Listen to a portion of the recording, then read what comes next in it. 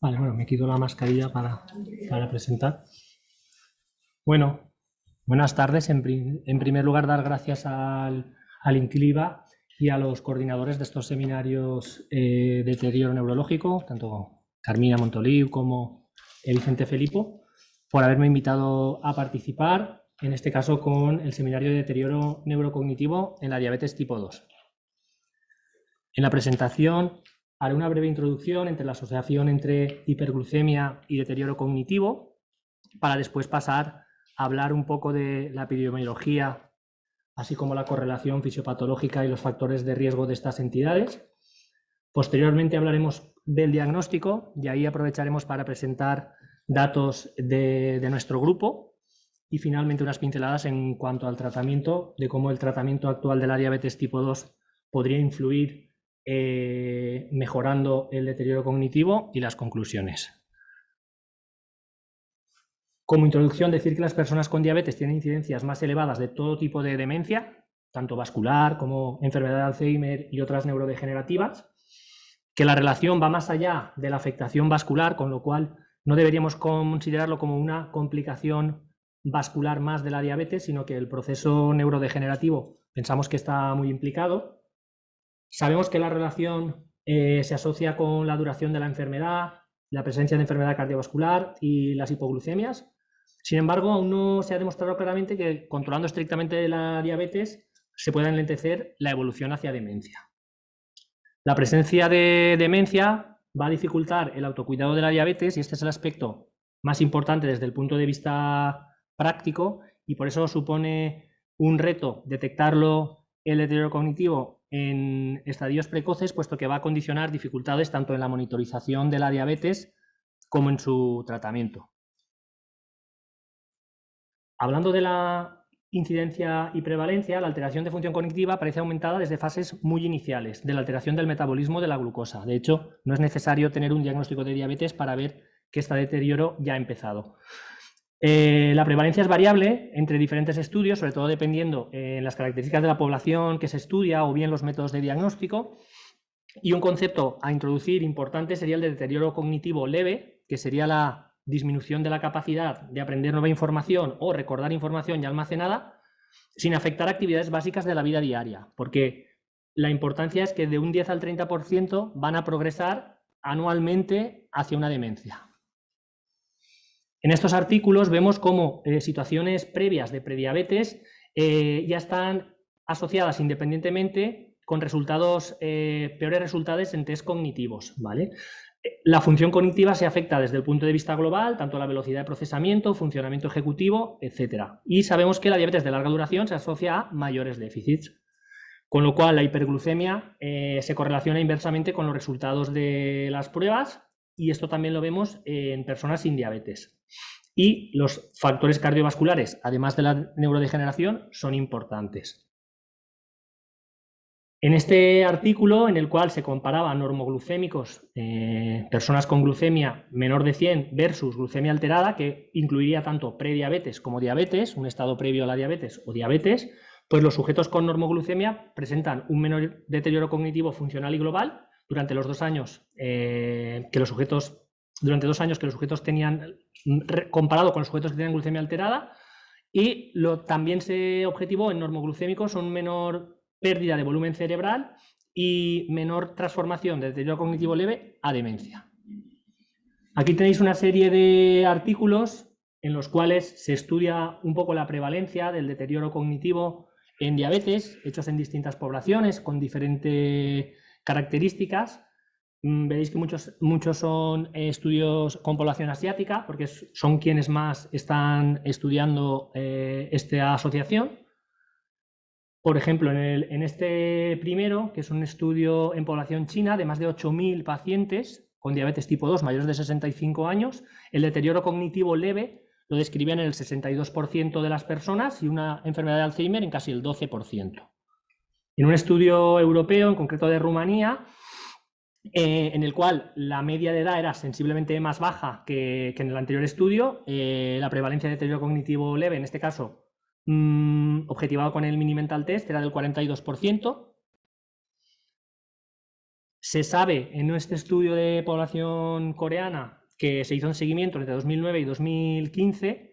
que la demencia de todo tipo tiene una incidencia de 9,5 cada 1000 personas año y tanto en Alzheimer como en demencia vascular, siendo más frecuente el Alzheimer. Y en un estudio británico hecho con datos de bases poblacionales en atención primaria, se ha visto cómo la prevalencia de diabetes, comparando año 2000 versus 2016, hay una incidencia creciente en estos últimos años. Aprovechando este último trabajo, decir que, pues bueno, la prevalencia de diabetes era mayor, evidentemente, en personas con más edad, pero también se veía que era más prevalente en mujeres y mucho más en diabetes tipo 2 comparado con diabetes tipo 1. Vale. En un metaanálisis reciente de este año, también chino, de 12 artículos, publicado en enero, la mayoría de la población estudiada que eran mayores de 65 años, la prevalencia de deterioro cognitivo leve que encontraban era un 45%. Esta prevalencia era mucho mayor en población asiática que europea y también coincidía en que las mujeres se veían más afectadas que los hombres. En cuanto a la fisiopatología y factores de riesgo, pues bueno, se sabe que un mecanismo fisiopatológico que es central en el desarrollo de la diabetes tipo 2, como es la resistencia a la insulina y la inflamación, que cuando se manifiesta a nivel periférico daría lugar a una diabetes tipo 2, una alteración en la glucemia, cuando esta situación la trasladamos al sistema nervioso central, pues se asocia con el deterioro cognitivo, es decir, comparten múltiples vías. Tanto es así que en un artículo de revisión pues daban títulos tan provocativos como la diabetes tipo 3, en el cual decían que estos mecanismos fisiopatológicos que comparten, tanto la resistencia insulínica, el deterioro de la célula pancreática con muerte de célula pancreática, en el cerebro sería muerte neuronal y pérdida de memoria, pues hay una serie de ítems que se comparten y al final condicionan el deterioro cognitivo. En este artículo pues hablarían de la diabetes tipo 3 cuando se están en estas situaciones de inflamación y resistencia insulínica, pero solo a nivel cerebral. Como factores de riesgo, pues hay algunos comunes a ambas entidades y algunos que pues, son específicos de la diabetes tipo 2. Es muy importante la alimentación, el sedentarismo, factores genéticos y asociación familiar, factores de tipo social y otros más específicos de la diabetes tipo 2, como serían el tiempo de evolución de la enfermedad, el grado de función de célula beta, el control metabólico en forma de hemoglobina glicosilada o glucosa en ayunas, la edad y la presencia o no de complicaciones. Y también se ha visto que es muy importante la presencia y el efecto de las hipoglucemias, tanto en intensidad de hipoglucemias como en número, como tiempo en hipoglucemia. Vale, pues en este trabajo que analiza los factores de riesgo que hay detrás del desarrollo de demencia en diabetes tipo 2 con deterioro cognitivo leve, pues se ve que los factores de riesgo que más se encontraban para deterioro cognitivo leve era la edad, duración de la diabetes, hipertensión, enfermedad cardiovascular o ictus.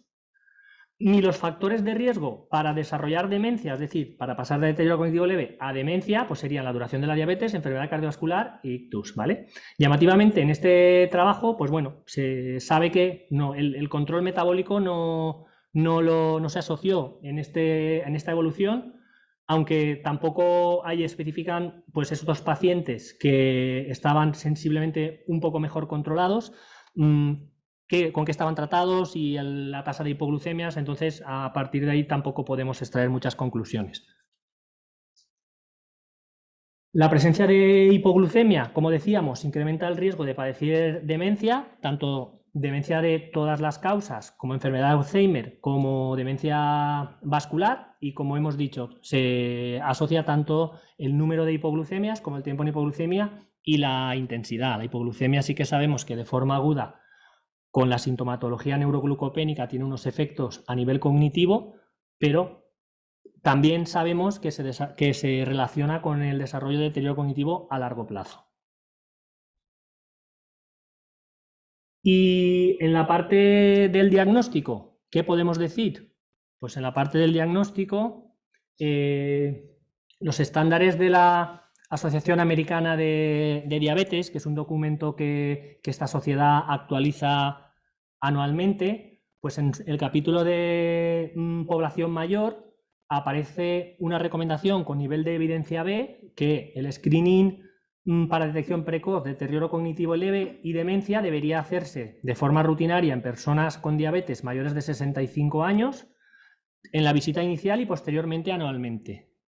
Y aparte, si hubiera alguna queja por parte del paciente o si detectamos nosotros que puede haber algunos problemas en el autocuidado o automanejo de la diabetes, este screening también se debería hacer, ¿vale? Ahí está en nuestro debe, que lo mismo que otras complicaciones, sí que tenemos periódicamente cómo se tienen que cribar, tanto de retinopatía, nefropatía, etcétera, pues probablemente por las condiciones en nuestras consultas, por diferentes motivos, pues eso no lo estamos haciendo bien y nosotros no hacemos un cribado a todo mayor de 65 años, sino solamente cuando tenemos sintomatología, y esto es una cosa que deberíamos cambiar, ¿vale? Entonces, la evaluación, el screening, en principio, los estándares de la ADA recomiendan hacerlo con o bien el Mini-Mental Test o el Minicog y el Montreal Cognitive Assessment, una de estas herramientas que podría detectar a aquellos pacientes que, en caso de alteración, requerirían una evaluación más profunda por parte de neuropsicológica, de neurología, etcétera. Un grupo español, en concreto de la Vall d'Hebron, publicaron el trabajo en el cual ellos, en pacientes con diabetes tipo 2, mayores de 65 años, sin deterioro cognitivo y con una duración de diabetes mayor de 5 años, excluyendo una serie de cosas que es muy parecido a lo que nosotros hemos excluido en nuestro trabajo, utilizaron otro screening, que sería el Diabetes Specific Dementia Risk Score, para evaluar la necesidad de la aparición del deterioro cognitivo leve, de forma que en caso positivo, que era cuando en este test se obtenía una puntuación mayor o igual de 7, o un mini mental test menor de 27, o bien un screening mayor o igual de 10, pues en ese caso se consideraba que presentaban deterioro cognitivo leve y los enviaban para evaluar, ¿vale? Este es el mini mental que todo el mundo que es, bueno, es muy conocido, muy utilizado, sobre todo por neurología. Y el otro test, el DSDRS, que utilizaron en este estudio, pues la verdad es que permite, ellos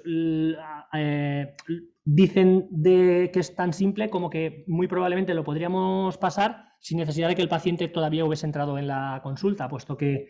puntúa la edad, puntúa la presencia de eventos metabólicos agudos que considera cetoacidosis diabética, estado hiperosmolar o una hipoglucemia de estadio 3 grave que requiere ayuda de otras personas. Puntúa la existencia de otras complicaciones microvasculares, pie diabético, enfermedad cerebrovascular, cardiovascular o depresión. Y después el grado educacional, ¿vale?, que tiene el paciente. A partir de ahí determina una serie de puntos que pues, podrían servir como screening, ¿vale? Lo que les sale a ellos es que utilizando este screening obtuvieron un 73% positivos en este screening, y lo que ellos lamentaban en el artículo es que de esos 82%, más de la mitad rechazó la derivación a la clínica especializada porque no lo consideraban relevante, y posteriormente de los 39 que sí que fueron evaluados,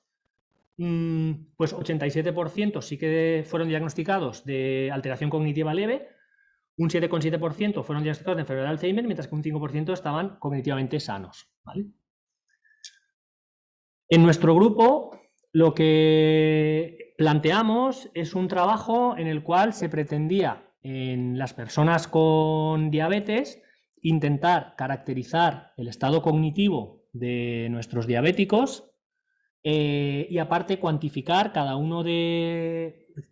de las características, cómo estaba de alterada, y al mismo tiempo intentar encontrar un score de screening que pudiésemos utilizar para valorar la presencia de deterioro cognitivo leve, ¿vale? Este artículo se encuentra en estos momentos en periodo de revisión para su publicación. Los objetivos, como os comentaba, serían caracterizar las alteraciones neurológicas en pacientes con diabetes tipo 2,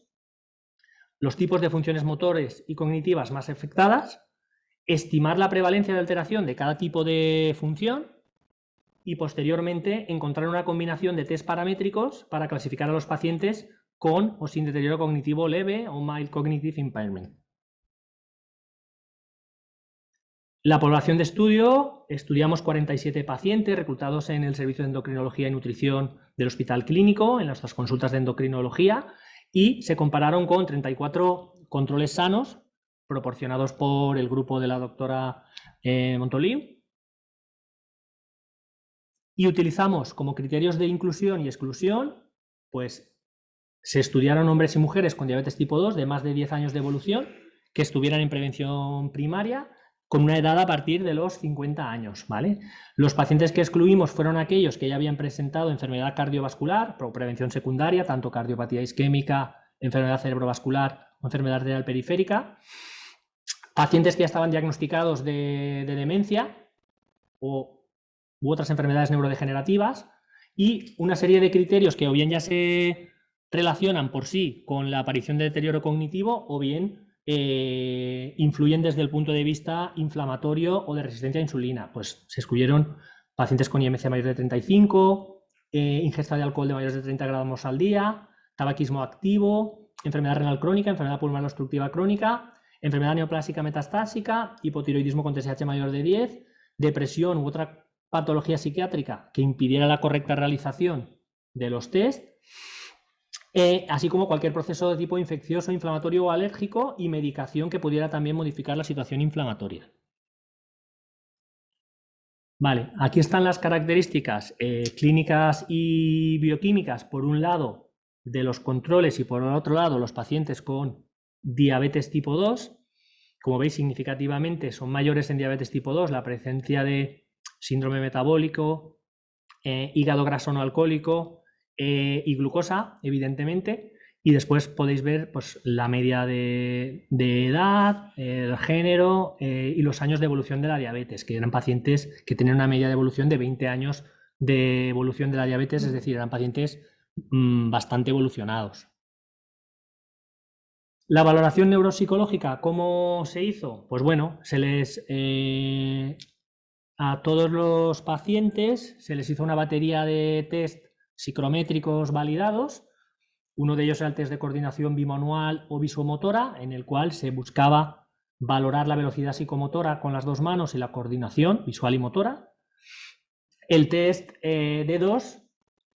que estudiaba la atención selectiva y la concentración mental. El test Stroop, que además de la atención selectiva y la velocidad psicomotora, también la flexibilidad cognitiva, inhibición, el control mental. El Symbol Digit Modalities Test, que valora la atención selectiva, la velocidad de procesamiento. El Digit Span, atención verbal y memoria inmediata y de trabajo. Y también se les pasó el FES, que es una batería de 5 test utilizados como gold estándar para diagnóstico de encefalopatía hepática mínima. Como resultados, de forma resumida, pues todos los test en general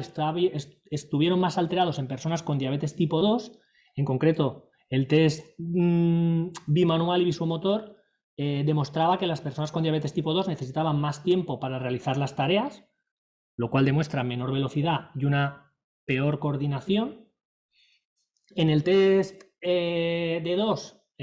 se producía una reducción en el total de caracteres que eran procesados por el paciente, con unos menores aciertos totales, con una menor concentración mental y una menor efectividad a la hora de realizar la tarea. El test Stroop, que era de colores y palabras, que los pacientes tenían que nombrar el color de la tinta que tenía una palabra, pero a su vez la palabra era el nombre de un color. Pues bueno, los pacientes con diabetes tipo 2 presentaban un menor número de ítems en todas las áreas, ¿vale? En el oral SDMT, lo mismo, que había que emparejar unos símbolos con un número, cada símbolo estaba representado por un número, pues había una disminución de ítems y de emparejamientos correctos. Y en el Digital Span los diabéticos tipo 2 tenían peores resultados en formas tanto hacia adelante como hacia atrás, en los scores. Aquí lo tenéis representado,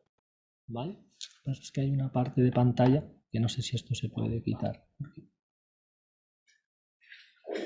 Ahí tenéis representados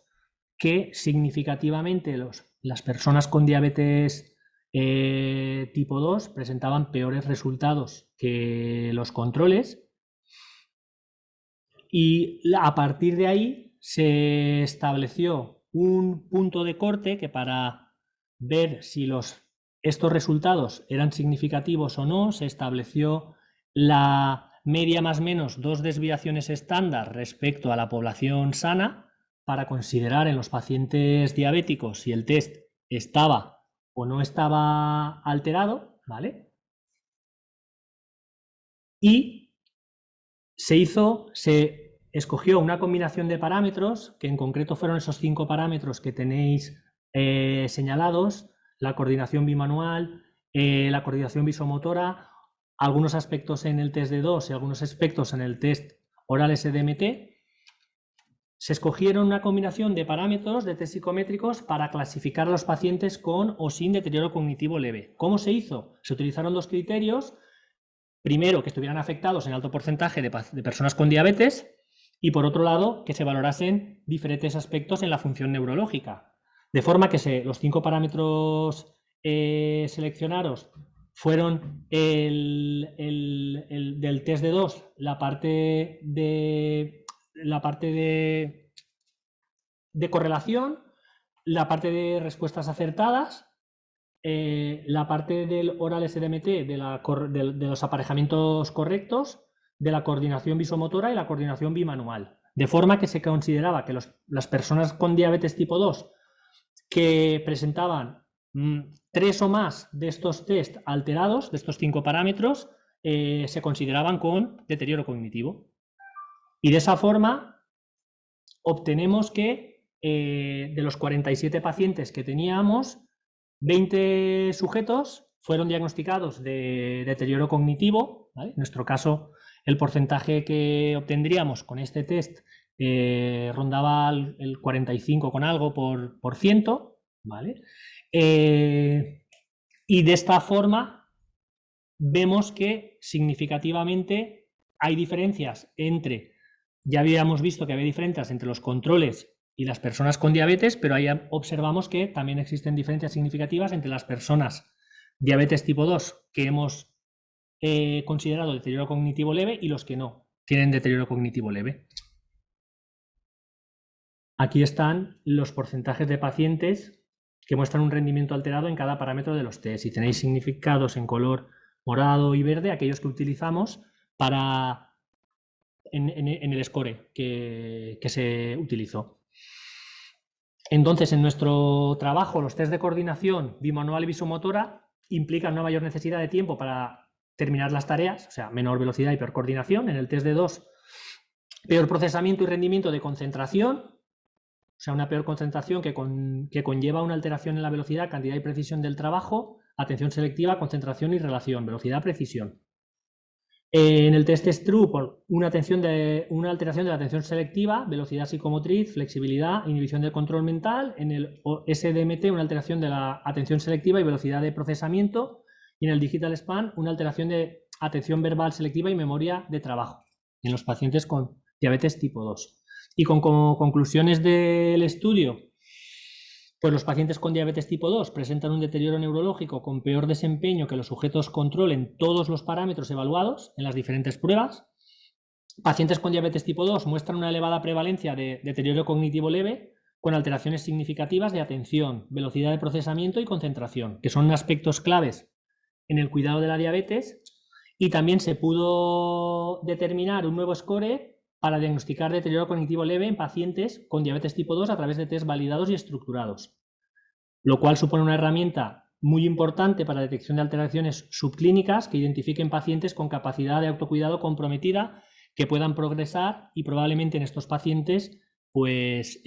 optaríamos por pautas de manejo y de tratamiento más sencillas, así como probablemente tendríamos que modificar el tratamiento, el objetivo de tratamiento hasta objetivos más laxos, puesto que las capacidades estarían disminuidas. Y por último, unas palabras del tratamiento. En el tratamiento de la diabetes, en este artículo, que es del año 2019, analizaba la evidencia de cada una de las familias de fármacos, aunque no están todos los fármacos. En concreto, en este análisis, uno de los fármacos utilizados o más utilizados actualmente en el tratamiento de la diabetes, como son los inhibidores de SGLT2, del cotransportador sodio-glucosa a nivel renal, no están en este análisis, para ver su posible efecto en reducir la incidencia de demencia, ¿vale? La mayoría de los estudios son en animales y los pocos que hay con humanos son todos observacionales, ¿vale? Se vieron los efectos tanto de metformina, sulfonilureas, glitazonas, GLP-1, IDP4 e insulina. Datos preliminares prometedores como efecto beneficioso, tanto con metformina. Curiosamente testaron insulina intranasal, que a día de hoy no la tenemos disponible, y con GLP-1, y concluían que los datos actuales no permiten recomendar ningún fármaco antidiabético para reducir la progresión de la demencia. Lo que pasa es que, como sabéis, en el mundo de la diabetes todo va muy rápido, los tratamientos van cambiando, van evolucionando, y cada vez tenemos mejores medicaciones para el control de la diabetes, y estas nuevas familias que van apareciendo pues van adquiriendo evidencia en diferentes campos, tanto a nivel de protección cardiovascular como otras. Entonces, y ya hay trabajos en los cuales evalúa el efecto de los ISGLT2, este grupo farmacológico que os comentaba, viendo cómo en su funcionamiento intervienen áreas que están conectadas con la enfermedad de Alzheimer. Pues se sabe que tienen un importante efecto antioxidante, reducen la isquemia y también tienen efecto antiinflamatorio, y en concreto estudiando, estos son los estudios que utilizaron en el trabajo, se vio que había con ISGLT2 una disminución de la producción de amiloide y de la tau fosforilación, y un efecto inhibidor de la acetilcolinesterasa, que estarían implicados en el Alzheimer. Y el grupo que más se ha probado y más avanzado tiene el estudio en este es de los agonistas del receptor de GLP-1, que son una familia de fármacos basados en el efecto incretina, que tienen efectos beneficiosos no solo para el control de la diabetes, puesto que son muy potentes, aumentando la producción de insulina, glucosa dependiente, disminuyendo el glucagón. Tienen efectos muy positivos en el peso, consiguiendo importantes disminuciones de peso. De hecho, hay algunos que ya están autorizados en personas con obesidad sin diabetes para perder peso, y lo mismo está pasando a nivel renal. A nivel de cardiovascular, pues ya han demostrado que estas moléculas, muchas de estas moléculas que son protectoras a nivel cardiovascular, disminuyendo eventos cardiovasculares, disminuyendo mortalidad, y también se han utilizado en el hígado graso no alcohólico. En concreto, aquí habla de semaglutida, que probablemente es uno de los más modernos que tenemos comercializados actualmente, que es de administración subcutánea semanal. Pero bueno, también está evaluándose cada vez con mayor intensidad el efecto de estos fármacos en enfermedad de Alzheimer. Y en ese sentido, pues ya hay, en concreto con semaglutide, ensayos clínicos fase 3 basados en los datos que ya tenemos para ver el efecto de estos fármacos, los agonistas de GLP-1, en personas con demencia de incipiente, de inicio reciente, para ver el efecto de estos fármacos en estos pacientes sin diabetes. personas que no tienen diabetes, ¿vale? Estos estudios se han puesto en marcha porque se ha comprobado en ensayos clínicos aleatorizados, pero también en vida real y en estudios animales, pues que con estos fármacos probados en personas con diabetes, porque realmente inicialmente estos fármacos fueron creados para incorporarse como antidiabéticos y es los que utilizamos en la consulta a diario nosotras en personas con diabetes, pues demuestran un 53% de reducción del riesgo de demencia, en concreto con liraglutida y semaglutida, dos miembros de esta familia. Tienen efectos antiinflamatorios sistémicos, una menor disminución del metabolismo cerebral de la glucosa, un menor tiempo un menor empeoramiento de la memoria a corto tiempo, y en vida real también tenemos estudios que han demostrado un menor riesgo significativo del desarrollo de demencia. En el estudio DANIS y en el estudio TRUVEN, que son bases de datos, pues bueno, ahí tenéis los riesgos de demencia, mostraban un 11% menor progresión, un 31% menor progresión, y en estudios animales, que es donde más estudiados están en estos niveles, en los cuales se ha podido medir otros aspectos, pues producen una reducción del acúmulo tau y de la neuroinflamación. Y esto es lo que os comentaba, ya hay estudios, en este caso con semaglutide, que actualmente lo tenemos disponible en nuestro país en formato subcutáneo semanal, pero también en oral, lo vamos a tener disponible en breve. Pues bueno, es un estudio en fase 3 con 3.700 enfermos con enfermedad de Alzheimer de reciente diagnóstico para ver la progresión, pero que en este estudio están incluidos personas con y sin diabetes, ¿vale? Para ver el efecto específicamente de esto. Bueno, y como conclusiones, decir que el deterioro cognitivo es muy prevalente en población con diabetes y la resistencia a la insulina e inflamación juegan un papel esencial en la fisiopatología de la neurodegeneración, que los pacientes con diabetes tipo 2 de más edad, mayor duración de la enfermedad y con enfermedad cardiovascular establecida son aquellos que más riesgo tienen de desarrollar demencia, que para detectar el deterioro cognitivo se recomienda realizar mini mental test u otros anualmente a todos los diabéticos tipo 2 de más de 65 años para identificar a los pacientes que van a requerir una evaluación neuropsicológica, que es muy importante disponer de nuevos scores para diagnosticar el deterioro cognitivo en fase leve en diabetes tipo 2 con test validados y estructurados, porque supone una herramienta temprana para detección de las alteraciones subclínicas y para identificar qué pacientes pueden ser más vulnerables en cuanto al autocuidado, y que actualmente contamos con fármacos para el tratamiento de la diabetes que ofrecen protección cardiovascular y minimizan el riesgo de la hipoglucemia, sobre todo el GLP-1 es el que hemos visto, que más avanzado está y que podrían disminuir la incidencia de deterioro cognitivo en población con diabetes. Vale, y esta era mi presentación. Sí.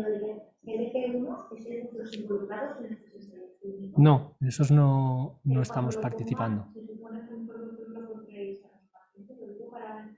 futuros estudios, que tengamos que ver la inflamación o lo que pueda volver con los sentidos. Sí, o sea. ¿Y antes y después de un tratamiento para ver si mejora? Son tratamientos que en el campo de la diabetes utilizamos de rutina, con lo cual en la consulta pacientes con estos tratamientos tenemos muchos y cada vez más, con lo cual sí que sería factible realizar colaboraciones en ese sentido, puesto que son fármacos que utilizamos, vamos. Yo creo que ahora que a ver si conseguimos validar estos test para decir que hay unos pacientes de deterioro neurológico leve, tendríamos que mirar a lo mejor la inflamación y en qué día va, y ante un fármaco que podáis elegir vosotros, a lo mejor a ver si mejora y baja. Muy bien. Esto lo podríamos programar. Sí, en ese sentido ya te digo, ya hay datos con eso y bueno, sí que sería factible ver en vida real el efecto en diferentes marcadores de neuroinflamación o de otro tipo. ya llegamos a una normalidad, y ya la presencialidad de los pacientes, todavía podríamos retomar. Bueno, si queréis comentar alguna otra cosa. Bueno, pues nada, agradeceros vuestra presencia aquí. Gracias.